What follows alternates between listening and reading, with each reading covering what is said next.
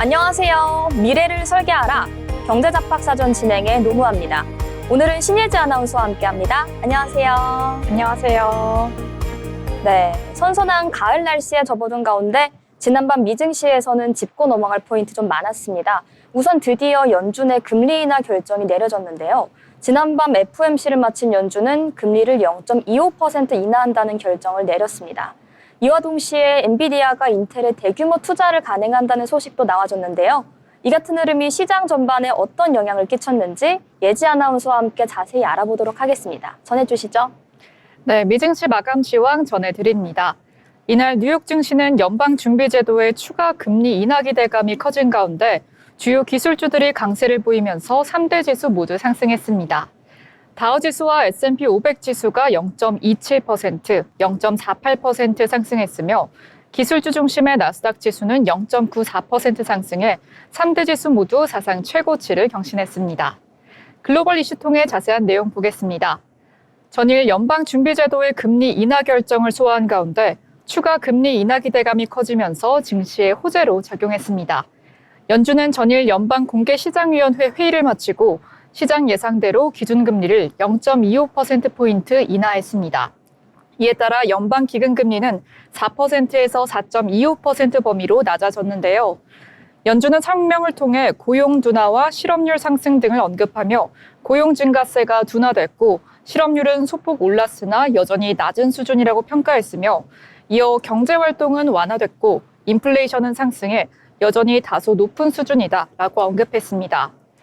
분기 경제 전망 요약인 SEP에 담긴 점도표에서는 연내 기준금리가 50bp 추가 인하될 것으로 전망했습니다.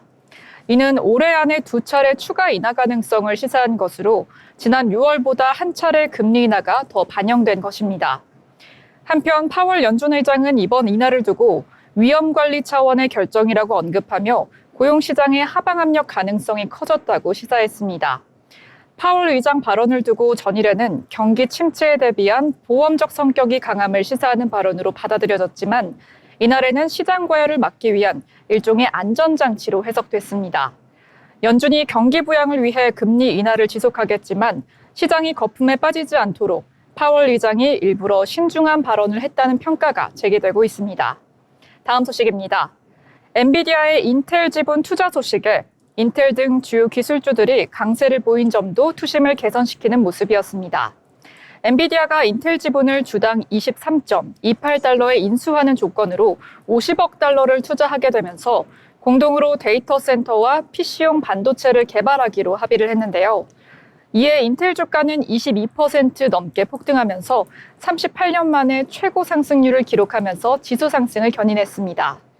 인텔의 중앙 처리 장치, CPU 생태계와 인공지능 핵심 장비로 부상한 엔비디아의 그래픽 반도체, 소프트웨어 생태계가 하나로 통합되면서 시너지 효과를 낼 것으로 기대되고 있습니다. 특히 엔비디아는 이런 시너지 효과와 더불어 새 AI 반도체 대중 수출 허가도 따낼 것이란 기대감이 커지고 있습니다. 트럼프 대통령은 원하는 인텔과 협력에 엔비디아가 동참함에 따라 미국이 중국과 무역 협상을 통해 엔비디아 반도체 대중 수출 재개발판을 마련할 것으로 전망되고 있습니다. 이에 엔비디아 주가도 3% 넘게 상승하며 나흘 만에 반등에 성공하는 모습을 보여줬습니다. 다음 소식입니다. 이날 발표된 주요 경제 지표는 대체로 양호한 모습이었습니다. 미국 노동부에 따르면 지난주 신규 실업수당 청구 건수는 23만 1000건으로 전주 대비 3만 3000건 급감한 것으로 집계됐습니다. 이는 시장 예상치를 밑도는 수치로 급증세가 한 주 만에 되돌려졌습니다. 앞서 직전 주간 신규 실업수당 청구 건수가 2021년 10월 이후 4년 만에 최대치를 기록하면서 미국의 고용 사정이 빠르게 냉각되는 거 아니냐는 우려도 있었습니다.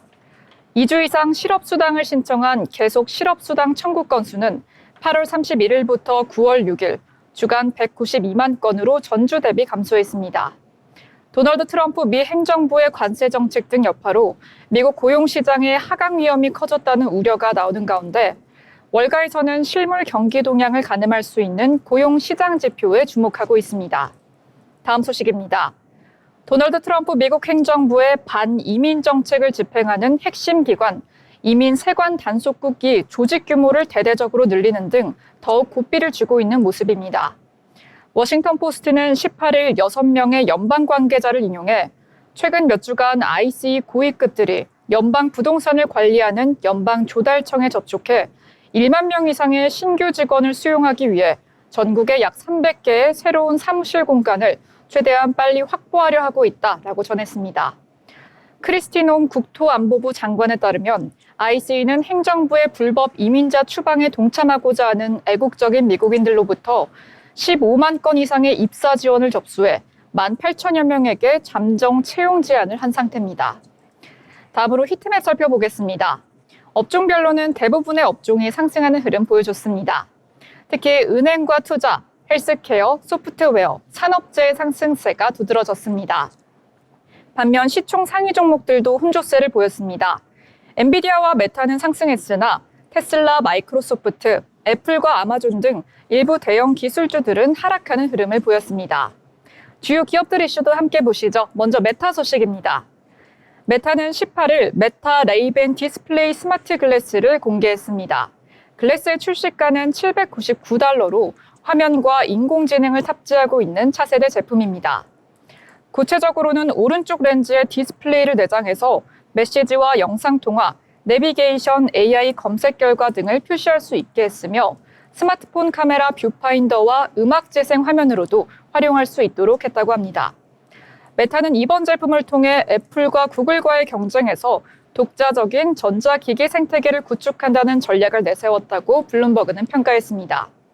스마트폰을 완전히 대체하진 못하겠지만 더 편리한 접근 방식을 제공하면서 점차 사용 시간을 대체하게 될 것이다 라는 전략입니다. 다음 소식 구글 소식입니다. 구글이 자사의 대표 웹브라우저 크롬에 인공지능 모델 제미나이를 본격적으로 통합합니다. 이번 조치는 사용자가 웹페이지 탐색은 물론 일정 관리, 영상 검색, 온라인 쇼핑 등 다양한 작업을 브라우저 내에서 AI를 통해 수행할 수 있는 전략으로 풀이됩니다. 별도의 유료 구독은 필요하지 않다고 구글은 덧붙였는데요. 구글의 제미나이 탑재는 경쟁사들이 AI 기반 브라우저를 출시하고 있는 가운데 나왔습니다. 다음 소식 아마존 소식입니다. 아마존이 주요 재무지표와 성장 전망에서 유통업계 경쟁사들을 앞서면서 전반적으로 우수한 실적을 보이고 있는 것으로 나타났습니다. 세계 최대 온라인 소매업체이자 제3자 판매 마켓플레이스 운영사인 아마존은 전체 매출의 75%를 소매 사업에서 15%를 클라우딩 컴퓨팅 자회사인 아마존 웹 서비스에서 나머지 5%에서 10%를 광고 서비스에서 창출하고 있습니다. 해외 매출은 25%에서 30%대로 독일과 영국, 일본이 주요 시장입니다. 시장에서는 아마존이 아마존 웹 서비스와 광고 부문 확장, 그리고 해외 매출 다변화를 기반으로 유통업계 내 경쟁 우위를 지속할 것이다 라는 전망이 나오고 있습니다. 다음 소식 마이크로소프트 소식입니다. 마이크로소프트가 미국 위스콘신주에 40억 달러를 투입해 두 번째 데이터 센터를 설립합니다. AI 인프라 수요 확대로 총 투자액은 73억 달러에 이르게 됐습니다. 지난해 발표한 33억 달러 규모의 첫 번째 데이터 센터는 내년 개장을 앞두고 있습니다. 첫 번째 데이터 센터가 가동되면 약 500명의 신규 고용이 창출되고 두 번째 센터까지 완공될 경우 총 고용 인원은 약 800명 수준으로 늘어나게 됩니다. 마이크로소프트는 두 데이터 센터 확충을 통해서 엔비디아의 수십만 개 고성능 칩을 연결하고 세계에서 가장 강력한 인공지능 슈퍼컴퓨터 구축이 가능해질 전망입니다. 지금까지 미증시 마감 시황 전해드렸습니다. 네, 이렇게 미증시 흐름 살펴봤는데요. 전반적으로 어제자 미증 시장은 이제 연준의 금리 인하 결정에 큰 영향을 받았다. 이렇게 요약할 수 있을 것 같습니다. 3대 지수 모두 사상 최고치 경신하면서 상승 마감했고요. 그 다음으로 주요 경제지표 역시 양호한 모습을 보여주고 있었습니다. 엔비디아의 인텔 투자, 아마존의 약진 등 M7 기업들에게 호재로 작용할 만한 소식도 많이 전해지고 있으니까요. 이 같은 소식 참고해서 투자 진행하시면 될 것 같습니다. 또한 올해 연준의 추가 금리 인하가 예상된다는 전망도 있는 점 참고해서 투자하시면 될 것 같고요. 이어서 기업에 대해 알아보는 기업 사전 시간입니다. 오늘 다뤄볼 기업은요. 한국에서 가구 브랜드 하면 바로 떠오르는 기업입니다. 바로 한샘이죠. 오늘은 가구를 넘어 라이프 스타일을 디자인하고 있는 종합 홈 인테리어 기업 한샘을 소개해드리도록 하겠습니다. 1970년 7평짜리 사무실에서 출발한 한샘은 주거 환경 개선이라는 비전 아래 지금까지 국내 홈 인테리어 사업을 선도해 왔습니다. 단순 가구 회사를 넘어 주방, 욕실, 리모델링, 홈 스타일링에서 생활용품까지 집 전체를 아우르는 토탈 홈 인테리어 브랜드다, 이렇게 얘기할 수도 있는데요. 그리고 올해 이런 한샘이 창립 55주년을 맞았습니다. 이를 기념해 전국 매장에서 썬페스타 프로페셔널을 개최하는데요. 올해 상반기 한샘은 약 9,229억 원의 매출, 그리고 87억 원의 영업이익을 기록했습니다. 얼핏 들으면 괜찮아 보일 수 있지만 사실 전년 동기와 비교해 본다면 좀 얘기가 달라지는 수치입니다. 매출은 약 6.3% 감소, 영업이익은 무려 56.7%나 감소했습니다. 특히 2분기만 따로 보면 영업이익이 전년 동기 대비 53% 감소했다, 이렇게 정리할 수 있을 것 같은데요. 이처럼 한샘의 실적이 급감한 배경에는 부동산 경기의 침체와 건설 시장의 위축이 있습니다. 실제로 전문가들에 따르면 인테리어 수요 자체가 점차 줄어들고 있다, 이런 분석도 나오고 있는데요. 한샘의 주력 사업이 리모델링 그리고 인테리어라는 점을 생각하면 꽤나 큰 타격인 셈입니다. 그치만 희망적인 신호도 있습니다. 바로 플래그십 스토어의 강화, 프리미엄 주방 브랜드인 키친바흐의 성장 덕분에 한샘의 전략적 매장은 오히려 전년 대비 매출 35%, 77%씩 늘어난 성과가 있었기 때문입니다. 침체된 업황 속에서도 전략적인 매장, 그리고 브랜드 파워를 기반으로 반등을 노리는 한샘의 하반기 행보 주목할 수 있을 것 같습니다. 그리고 마지막으로 주목할 점은 2025년 8월 빅데이터 분석 결과 한샘은 가구 상장 기업 브랜드 평판 1위, 인테리어 브랜드 평판에서는 2위를 기록했다는 점입니다. 특히 이 그래프를 보시면 타사 대비 압도적인 참여 지수와 소비 지수를 확인할 수가 있습니다. 브랜드 파워는 여전히 업계 최고 수준, 위기 속에서도 고객사와의 연결고리를 강화하고 있다, 이렇게 정리할 수 있을 것 같습니다. 네, 오늘은 이렇게 종합 인테리어 기업 한샘을 함께 살펴봤는데요. 단순한 가구 브랜드가 아니라 라이프 스타일을 제안하고 공간을 디자인하는 기업이라는 점 여러분도 느껴지실까요?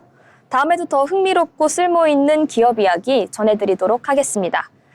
이어서 오늘 나온 이슈들도 한번 짚어봐야겠죠. 예지 아나운서, 오늘 어떤 소식들이 예정되어 있을까요? 네, 신문에서 발췌한 기사를 전해드리는 뉴스 브리핑 시간입니다. 먼저 제롬 파월 관련 뉴스입니다. 제롬 파월 미국 중앙은행 의장은 17일 기준금리 인하 이후로 고용시장 둔화를 언급했습니다. 이전까진 고용시장 둔화를 잠재적인 위험으로 봤는데 이번에는 미국 경제가 직면한 현실로 인정한 것입니다. 코로나19 사태 이후 페드는 연방공개시장위원회 회의 후 성명서에 고용시장이 견조하다라고 평가했지만 이날 이런 표현도 빠졌습니다.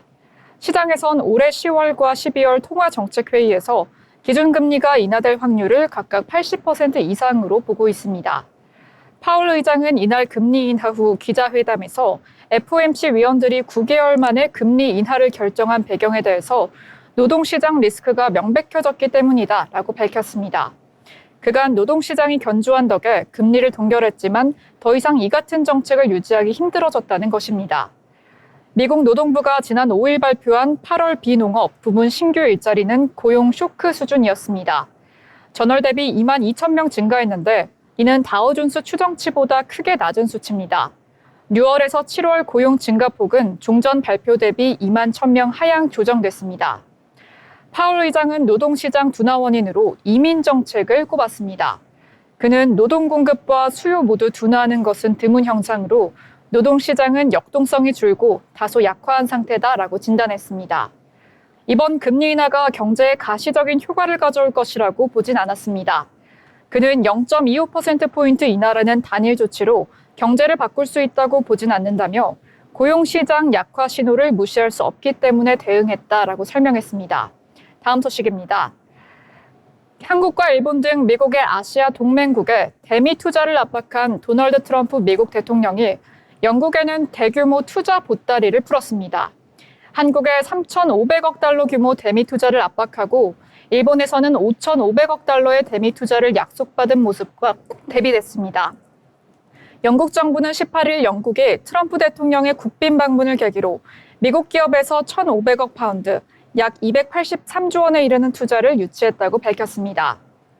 영국 총리실에 따르면 국빈 방문 중 발표된 투자 유치로는 역대 최대 규모라고 합니다. 트럼프 대통령과 키어 스타머 영국 총리는 이날 총리 별장 체커스에서 만나 기술 번영 협력에 서명했습니다. 이번 합의는 인공지능과 양자 컴퓨팅, 민간 원자력 등 3대 첨단 기술 분야에서 양국 간 협력을 대폭 강화하는 것이 골자입니다. 양국 정부는 공동 연구 계획을 수립하고 규제를 간소화해서 기술 발전 속도를 높이기로 했습니다. 영국 총리실은 이를 계기로 영국 전역에 양질의 일자리 7,600개가 창출될 것으로 기대했습니다. 스타머 총리는 우리는 뛰어난 국내 자원을 지원하고 세계적 수준의 산업을 지키며 미국 같은 우방국과 글로벌 동맹을 강화하면서 우리나라를 더 잘 살게 할 수 있다라고 강조했습니다. 미국 대통령으로는 처음 영국을 두 번째로 국빈 방문한 트럼프 대통령은 찰스 3세 국왕을 비롯한 영국 왕실 주요 인사들에게 극진한 환대를 받았습니다. 찰스 3세는 만찬 환영사에서 이 특별하고 중요한 국빈 방문은 두 위대한 나라 간 지속적인 파트너십을 보여준다고 말했습니다. 트럼프 대통령은 미국과 영국 간 특별한 관계를 언급하면서 양국 간 관계와 정체성의 유대는 소중하며 영원하다라고 말했습니다. 다음 소식입니다. 도널드 트럼프 미국 대통령은 18일 중국과의 무역 협상이 타결에 가까워지고 있다며 양국 간 관세 휴전을 계속하겠다라고 밝혔습니다. 트럼프 대통령은 이날 버킹엄셔에서 키어 스타머 영국 총리와 개최한 공동 기자회견에서 우리는 미중 간 합의에 매우 가깝다고 말했습니다. 이어 우리는 중국과 고율 관세 부과 유예 연장을 할 수도 있지만 그건 지금과 같은 조건을 기반으로 한 연장일 것이다. 매우 좋은 조건이다 라고 밝혔습니다. 앞서 미국과 중국은 관세 전쟁을 벌이다가 지난 5월 스위스 제네바에서 열린 첫 무역 협상에서 각각 115%포인트씩 관세율을 낮추기로 합의했었습니다. 이후 이 합의를 90일씩 연장하면서 협의를 이어갔습니다. 관세 유예 합의는 오는 11월 10일 끝날 예정인데 그때까지 중국과의 협상이 완료되지 않더라도 유예를 연장할 수 있다라는 입장을 밝힌 것입니다. 다음 소식입니다. 유럽연합은 18일 중국 등에서 수입되는 철강의 대량 유입을 방지하기 위한 조치 시행을 예고했습니다. 마로시 셰프초비치 EU 무역 경제안보 담당 집행위원은 이날 공개된 유락티브와 인터뷰에서 10월 중순까지 매우 강력한 철강 보호 무역 조치를 채택할 것이라고 밝혔습니다. 해당 조치가 중국을 겨냥한 것이냐는 질문에는 단지 중국만이 아니라며 유럽 시장에 유입될 가능성이 있는 모든 수입국에 대해서 전반적인 검토를 할 것이라고 언급했습니다. 기존의 철강 세이프가드 조치를 대체할 제도도 조만간 공개하겠다라는 의미로 해석됩니다. EU 세이프가드는 국가별로 지정된 쿼터당 수준까지는 무관세로 수입하되 초과 물량에 대해서는 25%의 관세를 부과하는 제도입니다. 한국산 철강도 세이프가드 시행에 따른 쿼터제가 적용 중인데요. 다만 세계무역기구 규정에 따라 내년 6월 30일불로 세이프가드는 만료됐습니다. 지금까지 뉴스 브리핑 전해드렸습니다. 네, 지금까지 뉴스에 대해서 알아보는 시간 가졌는데요. 지난밤 미국 시장은 연준의 금리 인하의 탄력을 받아 전반적인 수치 상승 마감하는 모습 보여줬습니다. 요즘 시장에 큰 영향을 주고 있는 AI 투자, 그리고 트럼프 대통령의 관세 협정과 같은 이슈 챙겨가시면서 투자의 방향 잡으시면 될 것 같습니다. 아울러 본 방송에서 제공하는 정보는 투자 판단에 대한 조언일 뿐 해당 종목 가치에 대한 상승 또는 하락을 보장하진 않습니다.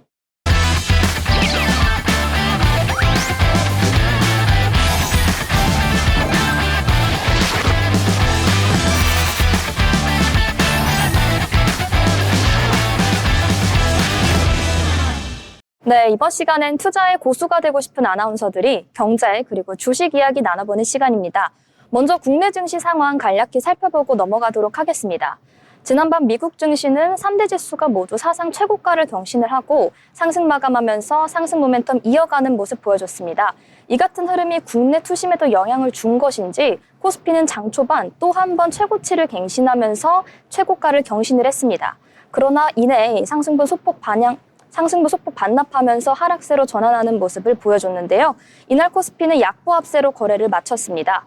개인 투자자가 순매수를 이어간 반면 외국인과 기관 투자자는 차익 실현에 나섰다. 그러면서 전반적으로 대형주 중심의 약세 흐름이 나타났다. 이렇게 분석할 수 있을 것 같습니다.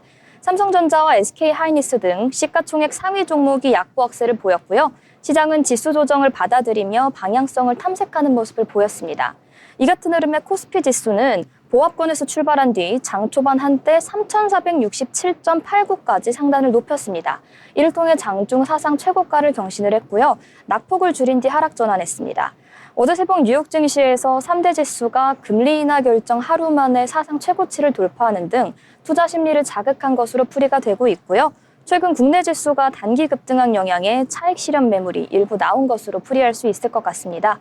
이날 코스피는 거래일 초반 3,460선을 기록한 뒤 장 후반 들어서는 낙폭을 키웠는데요. 결국 3,445.24포인트의 종가 형성했습니다. 이는 전거래일 대비 0.46% 하락한 수치인데 차익 실현 나오면서 이 같은 하락 모멘텀 나온 것으로 풀이할 수 있을 것 같습니다. 수급도 살펴보고 지나가면요. 우선 개인이 5,330억 원의 매도 우위를 보이고 있는 상황입니다. 반면 외국인과 기관은 물량 팔아치우면서 매도 우위를 보였습니다. 다음으로는 코스닥 상황 살펴보도록 하겠습니다. 코스닥 역시 하락 모멘텀을 유지할 수 있었으나 상승 마감하는 모습 보여줬습니다. 이날 코스닥은 863.11포인트로 전날보다 소폭 상승한 모습을 보여줬는데요. 이 같은 흐름은 전날 밤 미국 증시와 코스피의 상승 여력이 같이 합쳐된 결과라고 볼 수 있을 것 같습니다. 특히 중소형 2차 전지, 바이오 종목 등의 수급이 유입되면서 코스닥 지수 전일 대비 소폭 상승 마감했다 이렇게 요약할 수 있을 것 같습니다. 에코프로 BM, LNF 등 일부 종목의 강세도 뚜렷했고요. 우주와 위성 관련주도 테마 강세를 이어갔다 이렇게 분석할 수 있을 것 같습니다. 이 같은 상황에서 이제 코스닥 지수는 863.11포인트로 전거래일 대비 0.7% 상승한 가격 보여줬습니다.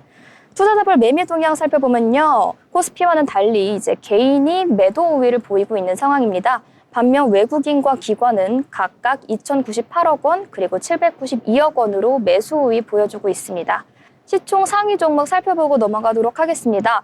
우선 코스피 시장은 전반적으로 파란불 켜졌다 이렇게 요약할 수 있을 것 같습니다. 특히 대장주인 삼성전자와 SK하이닉스 살펴보면 각각 0.99% 하락 그리고 종가 똑같이 유지해주면서 전반적으로 약보합권에서 종가 형성했다 이렇게 풀이할 수 있을 것 같고요. LG에너지솔루션과 삼성바이오로직스 역시 각각 1.41% 그리고 0.49% 하락하며 약보합선에서 하락 모멘텀 가져가는 모습 보여줬습니다. 다음으로는 코스닥 종목 살펴보자면요. 코스닥 지수 자체가 상승 마감한 것과 비교해서 오히려 코스닥의 주요 대장주들은 하락 마감하는 모습 보여주고 있습니다. 특히 알테오젠과 에코프로비엠의 경우에는 각각 0.21% 그리고 3.34% 하락하면서 약보합에서 종가 형성하는 모습 보여줬습니다. 반면 레인보우 로보틱스와 ABL 바이오 등 코스닥 중심의 바이오주들은 빨간불 켜내는 모습 보여줬는데요. 각각 4.73% 그리고 7.98% 상승하면서 강보합선에서 종가 형성해줬습니다. 이렇게 국내 양대 시장의 흐름을 살펴보았는데요. 전날 밤 미국 증시가 전반적인 상승 모멘텀 유지하는 것에 반해서 양대 시장은 혼조세를 보이고 있다 이렇게 요약할 수 있을 것 같습니다. 이 같은 흐름이 각각의 특징주에 어떻게 영향을 줬는지 좀 개별 중심 위주로 살펴보려고 하는데요. 예지 아나운서와 함께 오늘의 특징주 살펴보도록 하겠습니다. 예지 아나운서 전해주시죠. 네, 오늘의 특징주 전해드립니다. 먼저 스테이블 코인 관련해서 수혜를 받은 종목이죠. 다날부터 소개드리겠습니다. 스테이블 코인 관련주들이 장중 급등세를 기록했습니다. 지난밤 미국 증시에서 암호화폐 및 스테이블 코인 주가가 급등한 것이 영향을 준 것으로 풀이됩니다. 한국거래소에서 오늘 오전 다날은 전일 대비 1,620원, 17%대 치솟은 1,740원에 거래되는 모습도 보였습니다. 장중 한때 11,400원까지 오르며 52주 신고가를 경신하기도 했습니다. 이외에 뱅크웨어 글로벌 24%대, 더존 8.77%, 미트온 3%대, NHN KCP 5%대, 헥토파이낸셜 3%대의 오름세를 보였습니다. 지난밤 뉴욕 증시에서 스테이블 코인과 가상자산 관련주들이 일제히 상승을 했는데요. 서클 주가는 전일비 7.16% 급등한 140.42달러를 기록했고 가상자산 거래소 블리시 주가는 전일 대비 20.72% 치솟은 65.61달러로 거래를 마감했습니다. 이날 상장된 XPP, XPRP 펀드는 첫날 거래액이 3,770만 달러로 미국 증시에 상장된 ETF 가운데 가장 높은 첫날 거래액을 기록하기도 했습니다. 이러한 소식의 다날의 차트 한번 살펴보겠습니다. 다날은 시가 1% 상승하며 출발했습니다. 고가는 장중한 때 25.55% 상승한 11,450원의 고가를 찍었고요. 종가는 21.6%로 상승분 소폭 반납하며 11,090원에 거래 마쳤습니다. 네, 이 같은 흐름은 이날 다날 주가는요, 상승분 소폭 반납하는 작은 꼬리 당기는 양봉이 형태로 마감하는 모습 보여줬습니다. 우선 스테이블 코인이 국내 금융시장에 도입이 될 경우 은행과 증권업계의 희비가 엇갈릴 것이라는 분석도 같이 나와주고 있는데요. 우선 송금과 결제 시장에서 저비용 대안으로 자리 잡으면 은행은 예금 이탈과 수익료의 감소로 아무래도 수익이 감소할 수밖에 없다, 이런 전망 나와주고 있습니다. 반면 증권업계는 토큰 증권과 실시간 정산 시스템을 발판으로 더 새로운 성장 기회를 얻을 수 있을 것으로 전망이 되고 있습니다. 이와 같은 상황에 대해서 이제 스테이블 코인이 본격 도입이 된다면 은행업계는 예금 이탈과 수수료 감소로 수익성이 악화될 수밖에 없고요. 반대로 증권업계에는 토큰 증권 그리고 실시간 정산 시스템으로 새로운 성장기로 작용할 것이다, 이런 분석 더해볼 수 있을 것 같습니다. 이렇게 은행의 희비가 교차할 것 같다는 소식 전해드렸는데요. 이 소식을 다음 소개해드릴 특징주와 연결해서 다시 한번 전해드리도록 하겠습니다. 다음 전해드릴 특징주 소식은요, 바로 금융지주 소식입니다. 하반기 은행업을 둘러싼 비우호적인 환경에도 불구하고 금융주는 연이어 호황을 보이고 있습니다. 4대 금융지주의 주가는 이미 전고점의 턱 밑까지 도달한 상황인데요. 4대 금융지주 주가의 평균 상승률은 7.6%에 달하고 있습니다. 이 같은 상승의 배경 살펴보자면 양도소득세 대주주 기준 유지를 빼놓을 수가 없을 것 같습니다. 정부가 주식 양도소득세 대주주 기준을 50억 원으로 유지하기로 밝히면서 투심에 영향을 줬기 때문인데요. 그런데 금융권에서는 또 다른 상승 요인으로 3차 상법 개정안을 주목하고 있습니다. 이번 개정안의 핵심을 요약하자면 자사주 매입 후 즉시 소각을 의무화한다는 건데요. 이 같은 내용이 밸류업 정책을 추진 중인 금융지주의 주가를 밀어올렸다, 이렇게 분석하는 겁니다. 우선 자사주의 매입 그리고 소각의 의무화는 대표적인 주주 친화 정책으로 풀이할 수 있습니다. 유통주식주가 줄면서 주당 순이익과 자기자본 이익률이 개선되고 시가총액과 배당총액이 유지될 경우에는 주가 상승은 물론 배당금의 증가 효과 역시 기대할 수 있기 때문인데요. 이 같은 계획이 계획대로 이어질 경우 KB금융은 올해 총 주주 환원율이 50%를 넘을 것으로 기대되고 신한 그리고 하나금융지주도 40%대에 이를 전망입니다. 정태준 미래에셋증권연구원은 세제 개편안 발표 이후 주가 연계증권 과징금, LTV 담합 과징금, 교육세와 법인세율의 인상 등 다양한 이슈로 은행주가 한 달가량 부진했지만 조정 과정에서 그 가격의 매력이 부각됐다며 분석했습니다. 또한 펀더멘털이 본격적으로 개선되는 시점이 임박한 건 역시 금융지주의 상승 동력으로 작용했다, 이런 분석 이어가 보고 있습니다. 이 같은 상황 탐조해서 투자하시면 될 것 같고요. 그럼 저희는 다음 특징주 알아보도록 하겠습니다. 네, 다음 특징주는 로봇 관련 특징주입니다. 로보티즈가 상승세를 보이고 있는데요. 로보티즈는 로봇 손 첫 공개에 상승세를 보이고 있습니다. 로보티즈 주가가 강세를 이어가고 있는 이유는 시장에서 회사가 자체 개발한 로봇 손을 처음 공개했다는 점에 주목하고 있습니다. 김병수 로보티즈 대표는 19일 국회 도서관에서 열린 AI 인사이트 포럼 피지컬 AI에서 며칠 전 완성된 로봇 손을 오픈 AI 등 일부 고객사에 공개했다고 밝혔습니다. 그는 로봇의 부가가치는 단순히 걷고 균형을 잡는 것이 아니라 물건을 쥐고 다루는 매니플레이션에서 비롯된다라는 점을 강조했습니다. 로보티즈는 인공지능을 탑재한 양팔 휴머노이드 로봇 AI 워커를 이미 개발해 연구 개발용으로 납품한 경험이 있습니다. 이번 로봇손 공개가 AI 워커와 결합할 경우에 산업적인 활용도가 한층 확대될 수 있다는 전망이 나오고 있습니다. 김 대표는 사람이 손으로 하는 일을 로봇이 대체할 때 산업적인 파급력이 커질 수 있다라고 말했습니다. 김 대표는 글로벌 기술 흐름에 대해서도 언급했습니다. 그는 세계는 이미 대규모 언어 모델 LLM에서 비전, 언어 액션인 VLA로 무게중심을 옮겨가고 있다며 미국과 중국 기업들이 피지컬 AI를 기반으로 차세대 로봇을 준비하는 상황이라고 설명했습니다.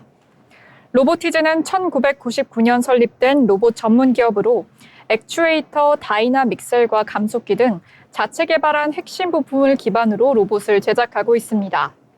회사는 자율주행 로봇인 개미, 양팔 휴머노이드 로봇인 AI 워커, 정밀 액추에이터 라인업 등을 통해서 산업과 서비스 분야에 진출해 있습니다. 또한 피지컬 AI 기술을 중심으로 로봇 플랫폼 기업으로서의 전환을 추진하고 있으며 글로벌 로봇 산업 성장세와 함께 기술 경쟁력을 확대해 나가고 있습니다. 이러한 좋은 소식에 로보티즈의 차트 한번 살펴보겠습니다. 로보티즈는 오늘 장중한 때 29.35% 최고가 찍으면서 14만 5천 원의 최고가를 보였습니다. 3거래일 연속 상승세를 이어오고 있는 로보티즈는 어제부터 거래량이 급격히 늘어났습니다. 종가는 21.5% 상승한 13만 6,200원 선에서 종가 형성했습니다. 네, 로보티즈는 이렇게 장 초반 정말 강한 상승세 보여주다가 장 마감 시간에는 이 상승분 소폭 반납하면서 꼬리 달리는 양봉으로 마무리하는 모습 보여줬습니다. 로보티즈는 1999년에 시작된 로봇 전문 설립 기업이다, 이렇게 요약할 수 있을 것 같은데요. 다이나믹셀과 감속기 등 자체 개발한 핵심 부품을 기반으로 그 수익성을 더 강화해 나가고 있는 상황입니다. 특히 회사는 자율주행 로봇인 개미와 AI 워커, 정밀 액추에이터 라인업을 통해 산업 서비스 분야에 진출한 만큼 앞으로 AI 기술과 결합해서 수익성이 더 강화가 될 것으로 기대가 되고 있으니까요. 이 점 참고해서 투자 진행하시면 될 것 같습니다. 그리고 다음으로 전해드릴 팁징주는 바로 SK 하이닉스입니다. 저희 방송에서 꾸준히 하이닉스 관련 상승 모멘텀 전해드리고 있는데요. 우선 ABK 투자증권은 19일 SK 하이닉스에 대해서 3분기 실적 발표까지 반도체 호황 기대감이 지속될 것이다, 이렇게 전망한다고 밝혔습니다. 현재 시장 상승을 주도하고 있는 하이닉스의 실적 전망은 빠르게 상향 조정되고 있는 상황인데요. 당장 다음 달에 발표될 3분기 실적을 기대해 봤을 때 어닝 서프라이즈까지도 바라볼 수 있을 것 같습니다. IBK 투자증권에 따르면 내년 하이닉스의 영업이익은 지난달 컨센서스의 평균인 40조를 최근 훨씬 높은 50조 원으로 변경했다, 이렇게 볼 수 있는데요. 일부 증권사에서는 이 컨센서스를 50조 원대 중반까지 수정한 상황입니다. 또한 SK하이닉스 주가가 단기적으로 급등을 하면서 이제 60주 이격도죠. 주가와 이평선의 거리가 170에 육박해 단기 과열 조짐을 보이고 있기 때문에 단기 상승 탄력은 좀 둔화될 수도 있다, 이런 비관적인 조짐도 같이 전해주고 있습니다. 다만 이 3분기 실적 전망이 강하게 상향 조정이 되면서 주가가 오르고 있는 만큼 밸류에이션 부담은 부각되지 않을 가능성이 크다고 하니까요. 투자할 때 참고하시면 좋을 것 같습니다. 또한 이제 하이닉스의 수가 순자산 비율은 1.75배 수준으로 경험적 등락 범위의 부담 영역에는 아직 도달해 있지 않는 상황입니다. 때문에 하이닉스의 PBR 저행대가 2배였던 만큼 아직 상승 여력이 상당 부분 남아있다고 판단한다, 이렇게 전해줬습니다. 이렇게 SK 하이닉스의 긍정적인 전망에 대해 알아봤고요. 그럼 예지 아나운서와 함께 다음 특징주 종목 살펴보도록 하겠습니다. 네, 이번에는 한국의 인공지능 관련 기업인 S2W 소개드리겠습니다. S2W가 코스닥 상장 첫날인 오늘 급등세를 보이고 있습니다. 한국거래소에 따르면 이날 오전 S2W는 전거래일 대비 94.32% 오른 25,659원에 거래되는 모습 보였고 장중 한때 26,800원까지 오르는 모습 보였습니다. 빅데이터 분석 인공지능 기업인 S2W는 지난 2018년 설립된 빅데이터 기업입니다. 보안과 인텔리전스 관련 분야를 다루고 있습니다. 앞서 기관 투자자 대상 수요 예측에서 1145대 40대 1의 경쟁률을 기록했습니다. 최종 공모가는 희망 범위 최상단인 13,200원으로 확정됐습니다. 일반 투자자 대상 공모주 청약에선 경쟁률이 1972.62대 1로 달하기도 했습니다. 회사 측은 이번 공모 자금을 인프라 투자나 일본 현지 법인 설립 등에 활용할 계획입니다. S2W는 비정형 데이터를 대규모로 수집해서 분석하고 고객이 필요로 하는 정보를 제공하는 빅데이터 분석 인공지능 기업입니다. 공공정부기관용 안보 빅데이터 플랫폼, 기업 및 기관용 사이버 위험 인텔리전스 플랫폼 등을 선보이고 있습니다. 2018년에 설립된 회사는 공공정부기관용 안보 AI 플랫폼인 자비스와 기업 및 기관용 보관 AI용 플랫폼, 퀘이사를 통해서 국제기구와 국내외 정부기관, 그리고 대기업 등을 고객으로 유치하고 있는 회사입니다. 이러한 소식에 S2W의 차트 한번 살펴보시겠습니다. 오늘 상장 첫날인 S2W 상승세로 출발했습니다. 최저가는 시가 26,000원으로 출발해서 고가는 15.66%의 상승분 보였습니다. 중가는 23,950원으로 마무리되는 모습 보였습니다. 네, 이렇게 STW 소식까지 알아봤는데요. 코스닥 상장에 대한 기대감을 모은 만큼 장 초반 90%에 육박하는 정말 강한 급상승세 보여줬습니다. 그렇지만 이내 상승분을 대략적으로 반납하면서 굉장히 하락하는 모습을 보여줬다가 다시 소폭 상승하면서 종가를 형성을 해주었는데요. 이처럼 코스닥에 상장이 되는 종목은 상장 당일 굉장히 많은 기대감과 관심을 받는 만큼 급격한 모름세가 보일 수 있으니 여러분 모두 이 점 투자에 유의하셔서 진행하시면 될 것 같습니다. 지금까지 오늘의 특징주에 대해 알아보는 시간 가졌고요. 다음으로는 경제적으로 중요한 영향을 가진 인물에 대해 알아보는 인물로그 시간입니다. 네, 오늘 소개해드릴 인물, 바로 이분을 모르는 사람은 없을 것이라고 생각이 되는데요. 바로 해리포터의 작가 조앤 롤링입니다. 조앤 롤링은 영국 출신 작가로 해리포터 시리즈로 전 세계 5억 부 이상 판매를 기록을 했고요. 책은 물론 영화에서 테마파크까지 하나의 거대한 해리포터 유니버스를 창조한 그런 인물이라고 할 수 있습니다. 그녀의 마법은 바로 조용한 카페에서 시작됐습니다. 에든버러의 엘러런트 하우스 카페, 따뜻한 커피와 스콘 한 조각을 앞에 두고 그녀는 창밖을 바라보며 호그와트의 세계를 그려나갔죠. 당시엔 생활고에 시달리던 무명의 작가였지만 그 공간은 곧 상상력의 무대가 되었고요. 지금의 해리포터를 탄생시킨 진짜 마법의 장소가 됐습니다. 조앤 롤링이 창조한 상상은 이제 현실이 됐습니다. 바로 미국 유니버셜 스튜디오에 조성된 위저딩 월드 오브 해리포터가 수백만 명의 팬들이 직접 마법 세계를 경험할 수 있는 무대를 만들어줬기 때문인데요. 호그와트 성, 호그스미드 마을, 그리고 지팡이에 대한 상점까지 그녀의 상상이 만든 공간은 세대를 아우르는 문화의 체험의 장이 되었습니다. 우리는 세상을 바꾸기 위해 마법을 필요로 하지 않는다. 이미 우리 안에 모든 힘을 가지고 있다. 이 말처럼 그녀는 절망 속에서도 자신 안에 남은 단 하나의 가능성을 믿고 그 글을 써내려 갔습니다. 그리고 마침내 전 세계를 감동시킨 이야기를 전달했죠. 세상에는 아직 보지 못한 것들이 가득하다. 그들을 만날 기회를 절대 포기하지 말라. 롤링은 해리포터를 출판하기 전까지 23곳에 달하는 출판사에게 거절을 받았다고 합니다. 그치만 그 소난 속에서도 그녀는 자신의 해리포터가 세상에 나갈 날만을 기다렸다고 하는데요. 그 믿음이 없었다면 지금의 해리포터 세계와 수많은 팬들의 행복도 없었겠죠. 얼마나 오래 사느냐가 아니라 얼마나 좋은 삶을 사느냐가 중요하다. 이런 인상적인 명언을 남기기도 했습니다. 조앤 롤링은 단지 한 권의 책이 아니라 삶의 태도와 시선까지 바꾸는 이야기를 만들어냈다고 보면 될 것 같습니다. 조앤 롤링은 단 한 권의 책이 아니라 삶의 태도와 시선을 바꾸는 이야기를 창조해낸 만들어낸 사람이었습니다. 마법 같은 공간에서 시작된 단 한 줄이 누군가의 인생 전체를 바꿀 수도 있다는 점. 그 가능성을 누구보다 강하게 보여준 사람이 바로 조앤 롤링이었습니다. 이렇게 오늘 인물로그 시간엔 해리포터의 작가 조앤 롤링에 대해 알아봤습니다. 이어서 저희는 리포트 브리핑을 알아보려고 하는데요. 예지 아나운서, 오늘은 어떤 리포트 준비했을까요? 네, 증권사 리포트를 알기 쉽게 전해드리는 투자 리포트 시간입니다. 오늘은 대신증권에서 발간된 이번엔 일본, 중국 통화정책이라는 리포트를 소개해드리겠습니다. 전일 FOMC에서 연준은 기준금리 인하를 재개했습니다.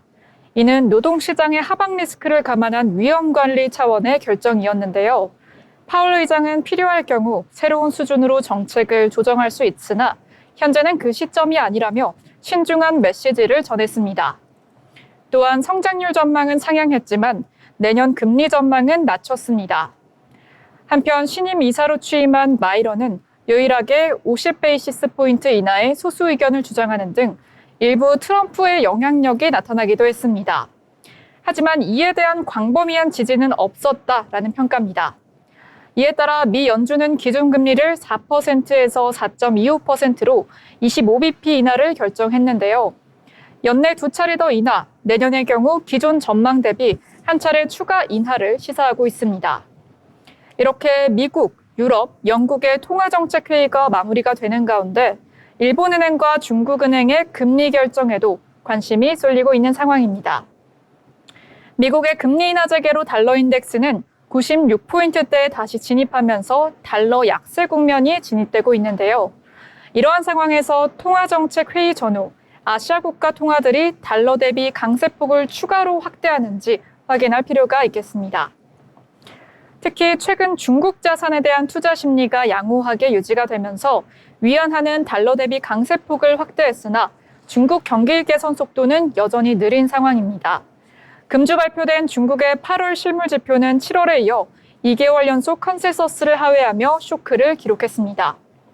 수출의 경우 미국의 관세 확정에 여타 국가로 밀어내기를 지속했으나 선수요 마무리에 증가세는 둔화하는 흐름을 보였습니다. 추가 부양 정책에 대한 필요성을 부각시켰으며 미국의 금리 인하를 재개한 만큼 금리차 부담이 완화돼서 중국도 연내 투가 통화 회의에 나설 수 있다는 기대감이 형성돼 있는데요. 이번에 당장 금리를 인하하지 않더라도 조만간 인민은행이 관련 힌트를 주는지도 위안화 방향성 및 금융시장 분위기 전반에 중요하게 작용할 전망입니다. 한편 일본의 경우 금일 회의에서는 금리를 동결할 것으로 컨센서스가 형성돼 있습니다. 물가가 다소 높은 수준을 유지하고 있으나 관세 확정으로 인한 실물 경제 영향 확인이 필요하겠고요. 이시바 총리 사임으로 10월 4일 자민당 총재 선거를 앞두고 있어 정치적 불확실성까지 큰 상황입니다. 이번에는 동결하더라도 향후 금리 인상 시점이 엔화 강세폭을 좌우할 수 있는 만큼 다음 주 발표될 일본 물가 지표뿐만 아니라 자민당 차기 후보들의 정책 기조도 함께 모니터링이 필요한 시점입니다. 다음 주 주목할 매크로 지표와 이벤트 한번 살펴보겠습니다.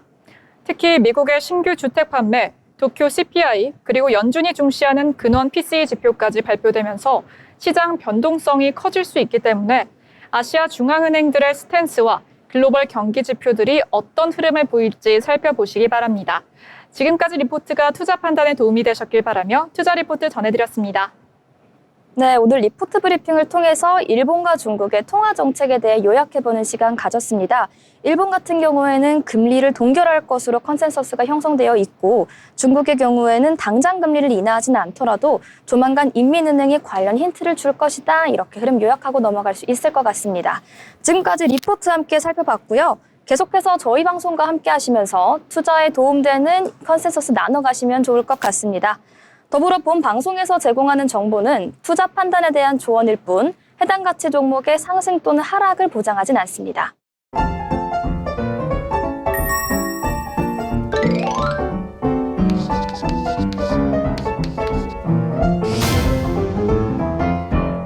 네, 오늘 시장을 한 줄로 정리해보는 한 줄평 시간인데요. 오늘 시장 굉장히 복잡한 요소가 많았던 만큼 한 줄 정리를 하기 잠깐 전에 간단한 요약을 하고 넘어가도록 하겠습니다. 우선 사상 최고치 행진을 이어가던 코스피가 숨고르기에 들어간 모습으로 보입니다. 외국인과 기관 투자자들의 차익 실현 매물이 출회되면서 코스피 3,440선으로 밀려나는 모습 보여줬고요.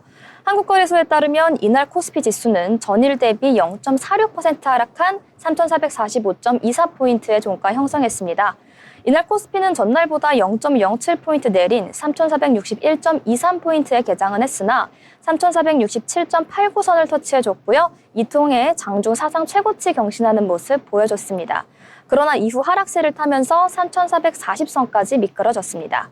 이제 투자자들의 수급을 살펴보면 이날 유가증권 시장에서는 외국인과 기관이 각각 3,098억 원, 3,357억 원을 순매도하면서 지수 하락을 주도했습니다.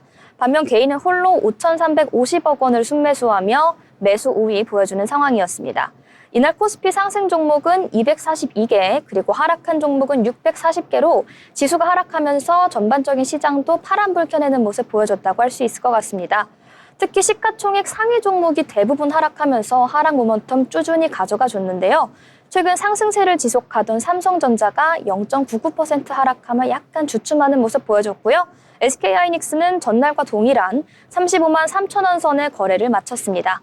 LG에너지솔루션은 1.41%, 삼성바이오로직스는 0.49% 하락하며 약보합으로 거래 마감하는 모습 보여줬습니다. 이 같은 혼란스러운 상황에 다음 지수는 어떻게 될지 그 귀추가 주목되는 상황인데요.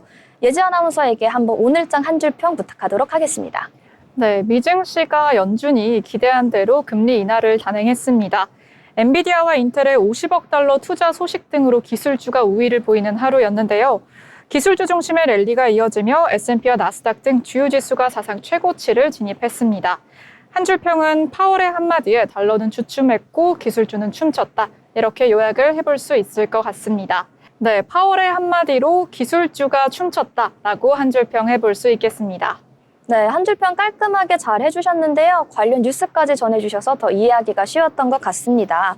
더불어 저도 좀 인상 깊었던 소식을 하나 더 전달해보고 싶은데 바로 엔비디아의 인텔 투자 관련 소식이죠. 앞서는 대충 투자 규모가 어떻게 되는지만 간단히 짚고 넘어갔었는데요.